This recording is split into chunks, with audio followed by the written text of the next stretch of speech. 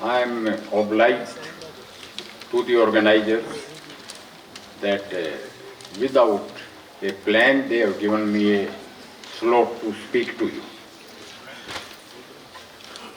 आज हमने गवर्नर साहब को भी सुना,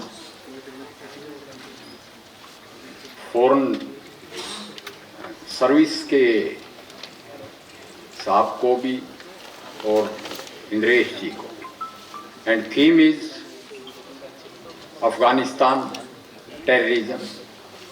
उसका मेन मुझे ये लगता है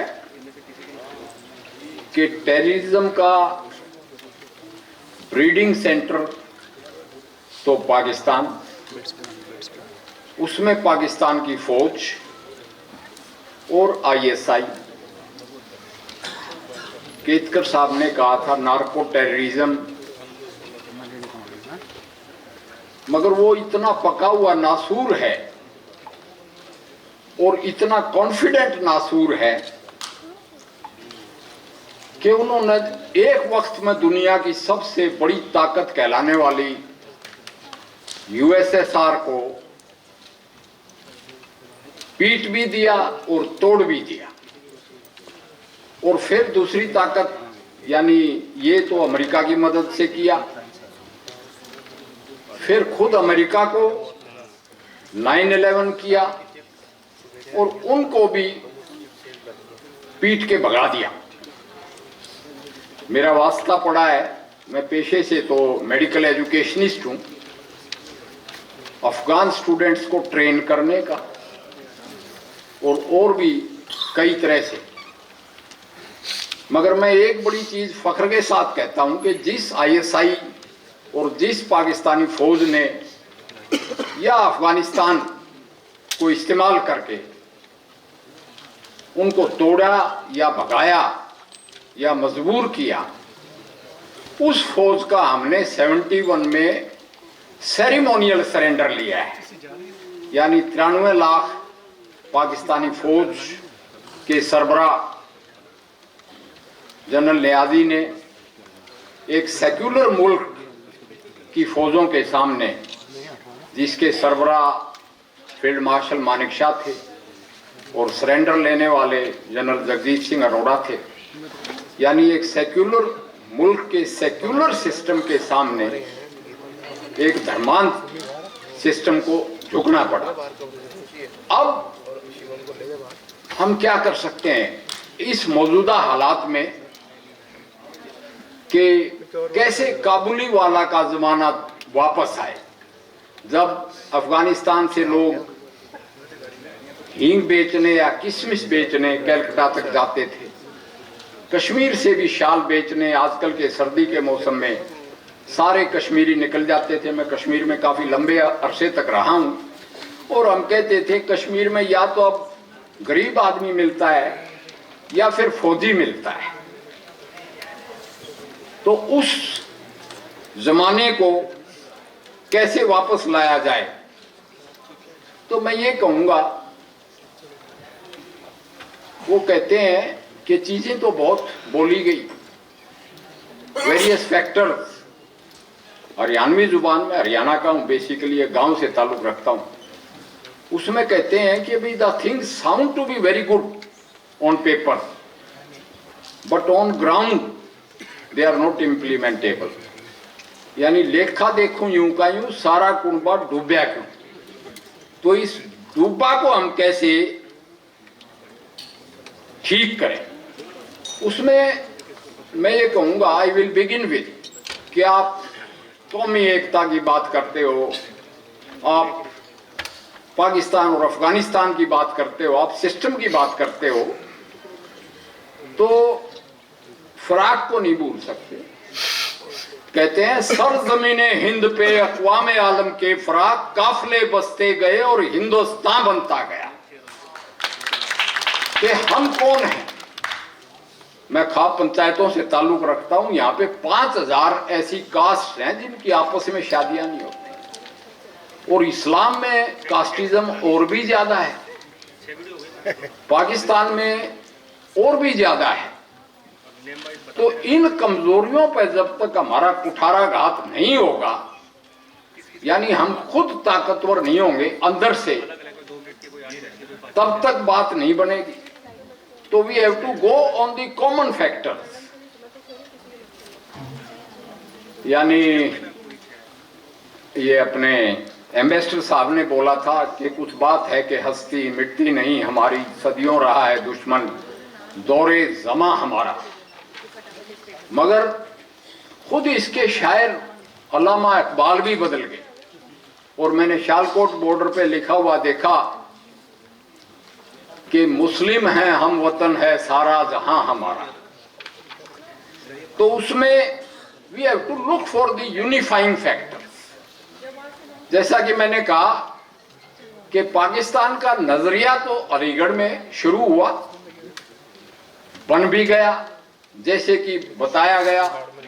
अनऑफिशियली तो 30 लाख लोग जहां भाग हुए, 2 करोड़ को घर छोड़ के भागना पड़ा जान बचा के,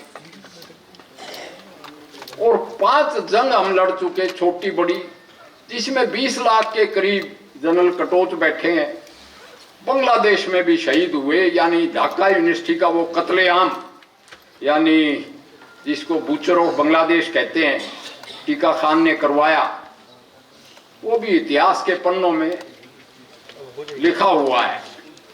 और मैं तो ये कहूंगा, चाहे ये पार्टीशन था, चाहे कुछ और है, तो बात ये कि कुछ ऐसे भी दौर देखे हैं तारीख के पन्नों ने, लम्हों ने खता खाई तो सदियों ने सजा पाई। और वो सजा, यानी अगर हम कश्मीर पूरा छुड़ा लेते तो आज बर्रे सगीर उस सजा को नहीं भुगतता। अफगानिस्तान से हमारी बाउंड्रीज टच करती और अफगानिस्तान में रूस को आने की जरूरत नहीं थी। अगर तिब्बत हम चीन को नहीं देते तो आज हमारी ये हालत नहीं होती। मगर ऐसे हालात में we have to harp upon the common points कि भाई हमारे मिल कैसे सकते हैं। मैं तो बतौर डॉक्टर कह सकता हूं कि सारी ह्यूमन रेस एक है, ये तो मिले मिलाए, if they can interprocreate they are, वो तो एक ही कौम है। एक दफा इंग्लैंड में मैं किसी रेलवे स्टेशन पे बैठा था, तो जिससे मुझे शक्ल मिलती नजर आई उसके साथ जाके मैंने बात की। वो एक कश्मीरी था और कश्मीर से भागा हुआ था, मगर हमारी कॉमनैलिटीज थी कि जुबान एक थी, हमारी शक्ल एक थी। तो हम सबसे बड़ी ये है कि चाहे इस बर्रे सगीर में हिंदू है, चाहे क्रिश्चियन है, चाहे मुसलमान, सिख, बौद्ध, ईसाई, वो सब पुराने हिंदुस्तानी हैं, हिंदू हैं। जो फराक जी कहते हैं कि सरजमीने हिंद पे अक़वाम आलम के फराक काफिले बसते गए और हिंदुस्तान बन पाया। और इस गंगा जमनी तहजीब, यानी म्यूचुअल टॉलरेंस, अपनापन जब तक नहीं होगा, पाकिस्तान देखो उसमें भी हमारे गोत्र मिलते हैं, बाजवा इधर भी हैं उधर भी हैं, ढिल्लों इधर भी हैं उधर भी हैं, सभी के चौहान इधर हैं उधर ज्यादा हैं इधर कम है। तो हम कॉमनैलिटीज तलाश करें अपनी, यूनिफाइंग पॉइंट्स। फिर एक हमारी यूनिफाइंग लैंग्वेज है संस्कृत। मेरे साथ तो ट्रेजेडी है, न मैंने संस्कृत पढ़ी न मैंने उर्दू पढ़ी, मगर ये कॉकेशियन लैंग्वेजेस हैं। फारसी भी मिलती है, अरबी भी मिलती है। ये his highness when he was speaking Farsi, कुछ कुछ अल्फाज मैं समझ रहा था। और हिंदुस्तान की सारी जुबान में, सभी लैंग्वेजेस में संस्कृत है। तो मैं उनको कहता हूं कि अगर इनकी लिपि एक कर ली जाए तो ये एक बहुत बड़ा यूनिफाइंग फैक्टर हो जाता है। फिर तीसरी बात है कि क्रिकेट या स्पोर्ट्स बहुत बड़ा यूनिफाइंग पॉइंट है, और उस यूनिफाइंग पॉइंट स्पोर्ट्स, तिरंगा, इस पे कंसंट्रेट किया जा सकता है। मैंने एक बात की बड़ी खुशी हुई कि वैसे तो किसान आंदोलन वाले चाहे सही थे या गलत थे, वो एक डिबेटेबल पॉइंट है, अब तो कानून भी वापस हो गए, मगर उन्होंने अपने एजिटेशन का तिरंगा एक मौजू बना रखा था कि कम से कम एक यूनिफाइंग पॉइंट तो है। कल जनरल रावत की फनरल पे मैंने देखा कि सिविलियंस तिरंगा लेके और गन कैरिज के साथ साथ 12 किलोमीटर तक भागते हुए गए। लैंग्वेज, और आखिर में मैं कहूंगा सबसे बड़ा पॉइंट है यूनिफाइंग फोर्स। जैसे जनरल वीके सिंह कह रहे थे कि हमारे तो MMG है, मीडियम मशीन गन, यानी मंदिर, मस्जिद, गुरुद्वारा, गिरजा एक ही टेंट में या एक ही लोकेशन। मैं जब लेफ्टिनेंट जनरल था तो मेरे प्रीमिसेस में एक बहुत 200 साल पुरानी या 400 साल पुरानी मॉस्क थी और उस मॉस्क का चेयरमैन मैं था। इसी तरह कर्नल इसरार खान साहब बाद में ब्रिगेडियर बने, वो गार्ड ग्रुप के थे, उसमें मंदिर के चेयरमैन CEO ही होता है। तो हम त्योहार भी मनाते हैं, हम टोपी भी पहनते हैं और पूरा, वैसे तो जनरल साहब बैठे, मैंने पूछा कौन सी पलटन के, कहते हैं मैं डोगरा रेजिमेंट का हूँ। इसी तरह वो राजपूत रेजिमेंट के थे, मगर फौज में कास्ट अफसर की भी वही हो जाती है जो रेजिमेंट का है। तो ये एक आइडेंटिफिकेशन है।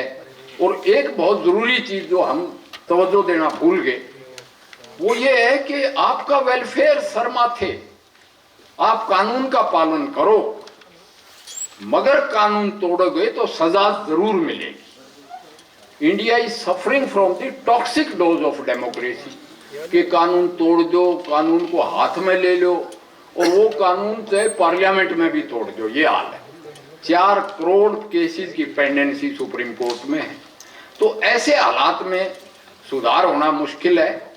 तो चाहे टेररिस्ट हो चाहे कोई हो, अगर उन्होंने कानून को हाथ में लिया और कानून तोड़ा है तो उसको फौरन डेटरेंट एंड एग्जेम्पलरी पनिशमेंट मिले, तब जाके हमारा उद्धार हो सकता है। एक सबसे बड़ी बात, आजकल बड़ा ड्रामा चला हुआ है, लव जिहाद, एक और इसी तरह का।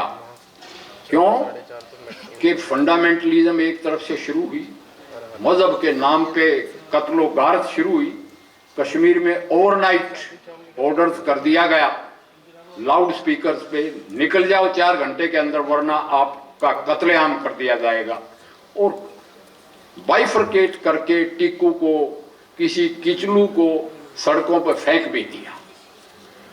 तो ऐसे हालात में रेडिकलिज्म काउंटर में भी पैदा हो जाती है।